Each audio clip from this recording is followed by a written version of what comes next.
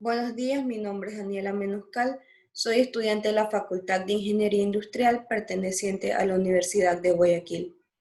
Actualmente estoy cursando la carrera de Ingeniería Industrial y hoy les voy a abordar el tema de clasificación de los materiales. Empecemos. Materiales de ingeniería. Estos se dividen en metales y no metales. Los metales se clasifican en ferrosos y no ferrosos. Los no metales en orgánicos e inorgánicos. Dentro de los orgánicos tenemos a los polímeros y otros. Los polímeros se clasifican en termoplástico, termoestable y elastómeros. Los inorgánicos se clasifican en cerámicos, vidrios y otros. Hablemos de los metales. Los metales son conductores de electricidad y calor. Además de contar con un brillo característico, estos poseen una alta densidad y son sólidos a temperatura ambiente. Dentro de sus propiedades tenemos que son maleables, son dúctiles, son tenaces y tienen una resistencia mecánica. Estos se clasifican en ferrosos y no ferrosos. Vamos a hablar sobre los ferrosos. Los ferrosos, su principal componente es el hierro y son resistentes a la tensión y a la dureza. Su mayor inconveniente es que puede oxidarse al reaccionar con el oxígeno del aire o el agua, así degradando el material hasta provocar su rotura. Estos son los más utilizados debido a su bajo costo de extracción y obtención. Además, es el segundo material más abundante en la corteza terrestre y no se lo encuentra en estado puro, sino en combinación con otros minerales. Tipos de metales férricos. Tenemos como primer punto el hierro forjado, el cual tiene un contenido de carbono inferior al 0,03%. Entre sus características están que es de color plateado, se oxida con facilidad y se afrieta internamente. Es blando cuanto más puro es muy dúctil y maleable, es un muy buen conductor de electricidad, admite la forja para moldearlo, es de difícil soldadura y tiene aplicaciones eléctricas porque es un buen conductor y contiene núcleos de electroimanes. Aceros. Su contenido de carbono comprende entre el 0,03% y 1,76%. Entre sus características tenemos que tiene propiedades mecánicas como dureza, tenacidad y resistencia a los esfuerzos. Mientras más duro es porque tiene mayor carbono. Se oxidan con facilidad, permiten una buena soldadura, admiten la forja y el mecanizado. Estos se clasifican en aceros al carbono y aceros aliados especiales. Los aceros al carbono están constituidos solo por hierro y carbono y se emplean en herramientas como clavos, tornillos, relojes, vehículos, automóviles, embarcaciones y en otras piezas.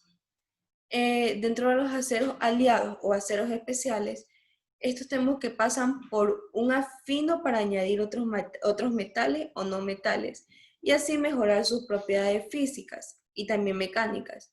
Estas se emplean en máquinas de corte, en equipos quirúrgicos, vehículos especiales, reactores nucleares y aceros inoxidables, los cuales están aliados con cromo y níquel. El cromo crea una capa que protege al acero, al cual se lo conoce como pasivación. Fundiciones. Su contenido de carbono comprende entre el 1,76% y el 6,67%. Estos son menos dúctiles y menos tenaces que los aceros. Tienen una mala soldadura. Son más duros que los aceros ya que el carbono le da dureza, pero aumenta la fragilidad. Son más fáciles de mecanizar que los aceros. Se funden fácilmente a menor temperatura que los aceros y el hierro puro, 400 grados Celsius menos. Permiten la obtención de piezas de diferentes complejidad y tamaños empleando moldes. Es usado para crear farolas, bancos, fuentes, tapas de alcantarillas, bancadas o bloques de madera, o bloques de motores, perdón, maquinarias, calderas y lingotes para obtener el acero. Ahora vamos a hablar sobre los no ferrosos. Los no ferrosos son todos los metales y aleaciones que no tienen en su composición química al hierro. En general son blandos y tienen poca resistencia mecánica. Los más importantes son 7, como el cobre, zinc, plomo, estaño, aluminio, níquel y manganeso. Hay muchos otros metales no ferrosos, sin embargo, como las cantidades que se producen son pequeñas, son muy escasas o los procesos son altamente costosos, su utilización no es muy vista por eso. Vamos con su clasificación. Su densidad es igual o mayor a los 5 kilogramos decímetros cúbicos, tales como el estaño, el cobre, el zinc, el plomo, el cobre, el cromo y el cobalto. En los ligeros, su densidad está comprendida entre los 2 y 5 kilogramos decímetros cúbicos, tales como aluminio y titanio. En los ultraligeros tenemos que su densidad es menor a los 2 kilogramos decímetros cúbicos, tales como el magnesio. Ahora vamos a hablar sobre la clasificación y cada uno de sus elementos. Tenemos como primer punto a los pesados, el plomo. El plomo se emplea en la fabricación de baterías. También se utiliza en las redes de tuberías de desagües.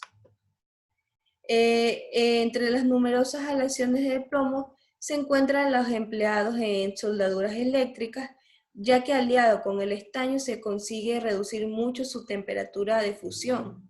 Entonces se emplea este metal en tipografías y en la producción de cojinetes mecánicos.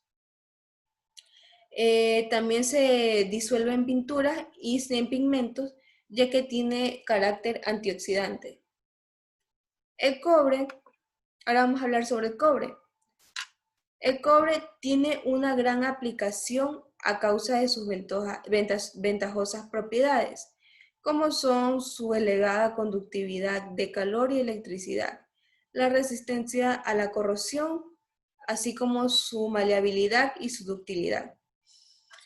El uso más extendido del cobre se da en la industria eléctrica por ser un conductor y por ser dúctil. Se puede transformar en cables de cualquier diámetro, desde los 0.025 milímetros.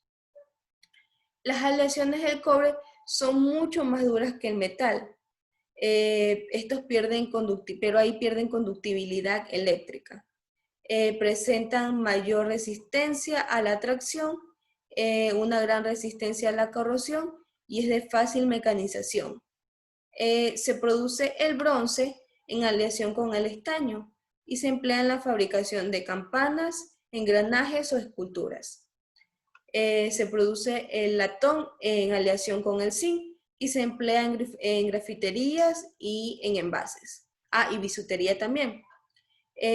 A lo largo de la historia se lo ha utilizado como un acuñador de monedas y para confeccionar útiles de cocina, para tinajas y objetos ornamentales también. Vamos con el siguiente elemento, el cual es el cobalto. Este es muy empleado en la industria y en de las turbinas de aviones por ser resistente a la temperatura. En aleación con el acero, tenemos al acero de cobalto que se utiliza para fabricar imanes permanentes. Con el carburo de wolframio, el cobalto y el cromo constituyen una aleación muy resistente usada para cortar y trabajar el acero. También se emplea en la industria de la cerámica y en el secado de pinturas, así como catalizador. Bien, vamos a hablar sobre el zinc. El zinc es un metal puro que se usa como una capa de recubrimiento para producir acero galvanizado. En las placas de las pilas eléctricas secas y en las fundiciones a troquel se usa también como pigmento de pinturas de exteriores por sus propiedades antioxidantes. También se utiliza en elementos de rellenos de la goma de las llantas de automóviles y también como pomada antiséptica en medicina. Bien, continuamos con el cromo. El cromo, una tercera parte de la producción total del cromo, se emplea en materiales refractantes. El cromo está presente en diversos catalizadores. Se utiliza en aleación con el hierro, níquel y el cobalto. Constituye al 12% de su composición final de los aceros inoxidables y se deposita sobre distintos metales, formando y proporcionando un acabado brillante y resistente a la corrosión, por lo que se emplea en diferentes industrias. Vamos con los ligeros. Entre los ligeros comprenden al titanio. El titanio es muy maleable y dúctil cuando está en caliente. Debido a su resistencia y su densidad, el titanio se usa en aleaciones ligeras, en aliado con el aluminio y el vanadio. Se utiliza en la aeronáutica para fabricar la puerta de incendios, también los componentes del tren de aterrizaje, los cuadros de bicicletas para las carreras. Estos se usan ampliamente en misiles y cápsulas especiales. Las cápsulas de mercurio, también como se lo utilizó en el Apolo. Estos fueron construidos totalmente con titanio. Es eficaz como sustituto de los huesos y cartílagos dentro de lo que son cirugías en medicina. Y se usa como intercambiador de calor de las plantas debido a su capacidad para soportar la corrosión al agua salada. Vamos con el aluminio. Debido a su baja densidad, es muy útil para construir aviones y vagones, para construir también ferroviarias y automóviles, y para la aplicación de lo que es la movilidad y la conservación de energía. Por su elevada conductividad térmica, el aluminio se emplea en utensilios de cocina y en motores de combustión. Es muy maleable, por lo que se obtiene papel aluminio de 0.02 milímetros. Es utilizado para proteger alimentos y otros productos. También por su compatibilidad por su compatibilidad con las comidas y bebidas, se usan para envases, envoltorios flexibles, botellas y latas de fácil apertura. La resistencia a la corrosión por el agua del mar lo hace útil para fabricar cascos de barcos y elementos que estén en contacto con el agua. Debido a su resistencia eléctrica, el material es una buena elección para sustituir al cobre como un conductor eléctrico. Vamos con los materiales ultraligeros. En esos tenemos al magnesio. El magnesio, aliado con el aluminio, se usa para piezas de aeronáutica. También en miembros artificiales, en aspiradoras, en esquíes, en carretillas, en cortadoras de césped, en muebles de exterior e instrumentos ópticos. El magnesio puro se utiliza en flashes fotográficos, en bombas incendiarias y señales luminosas, como la pólvora. ¿Por qué? Porque su combustión da una luz blanca muy intensa y permite realizar los mencionados anteriormente. Ahora vamos a hablar sobre los no metales. Los no metales son elementos químicos que no son buenos conductores de la corriente eléctrica y el calor. Son muy débiles, por lo que no se pueden ni estirar ni convertir en una lámina. Dentro de ellos tenemos los que son orgánicos. Los orgánicos se dividen en polímeros, que los polímeros son plásticos producidos tras un proceso denominado polimerización, que consiste en enlazar mediante enlaces covalentes miles de partículas minúsculas orgánicas denominadas monómeros o meros. Clasificación de los polímeros.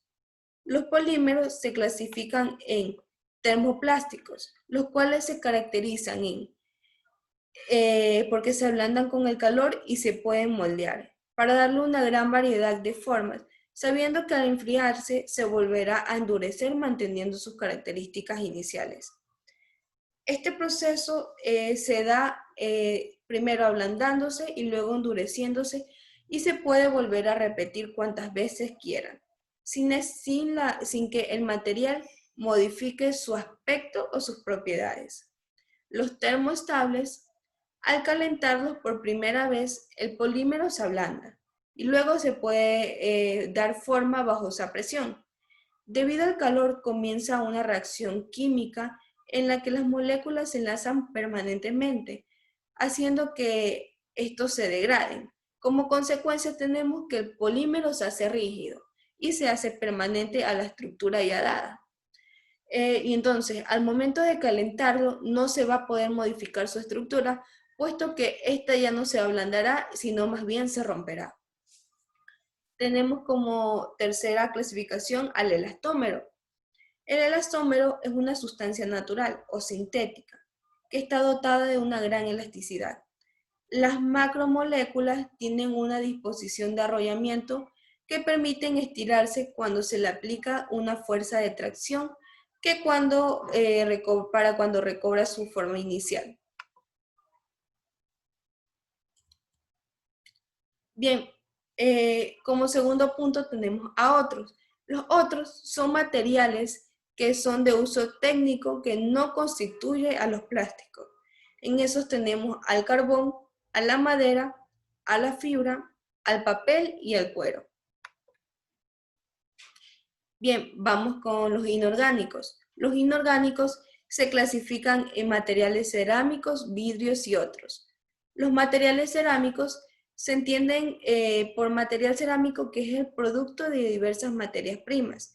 Estas son especialmente hechas en base a la arcilla, que se fabrican en forma de polvo o pasta. Estas son para poder darle una forma de una manera más sencilla.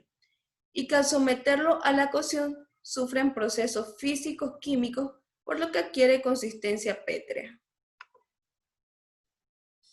Ok, vamos a decir las propiedades generales de los materiales cerámicos.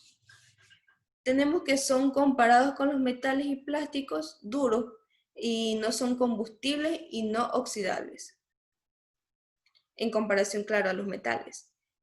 Su gran dureza los hace un material ampliamente utilizado como abrasivo y como puntas cortantes de herramientas. Tiene una gran resistencia a altas temperaturas, tiene un poder grande de aislamiento térmico y también eléctrico. Tiene gran resistencia a la corrosión y a los efectos de erosión que causan los agentes atmosféricos. Tiene una alta resistencia a casi todos los agentes químicos. Una característica fundamental es que se pueden fabricar en formas con dimensiones determinadas. Uno puede establecer el molde que desee y este se va a adaptar fácilmente a ellos. Los materiales cerámicos son generalmente frágiles o vidriosos. Casi siempre se fracturan ante esfuerzos de tensión y presentan poca elasticidad. Como segundo punto tenemos al material vidrio. El vidrio es un material inorgánico frágil, duro, transparente y amorfo, es decir, que no presenta una estructura regular o bien determinada. El mismo se lo obtiene a partir de la fusión de arena silicia con carbonato de sodio y calicia. Luego se lo moldea a elevadas temperaturas para obtener la apariencia final.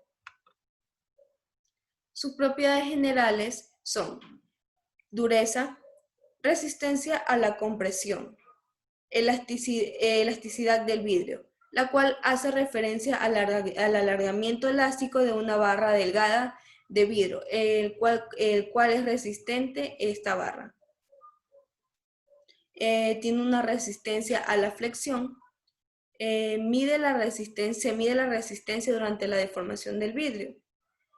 En cuanto a la textura, esta puede variar el brillo del vidrio. Todo depende del proceso de fundido que se haya sometido. Es maleable cuando se hallan en su etapa de fundición. Los principales métodos de moldeado son prensado, soplado, estirado y laminado. En cuanto a su corrosión, el vidrio es resistente y tiene una conductividad térmica. Inorgánicos. En inorgánicos también comprendemos a lo que son el tercer punto, que son los otros, los cuales no constituyen a los vidrios y cerámicos, como lo son la mica, el concreto y el yeso. Muchas gracias.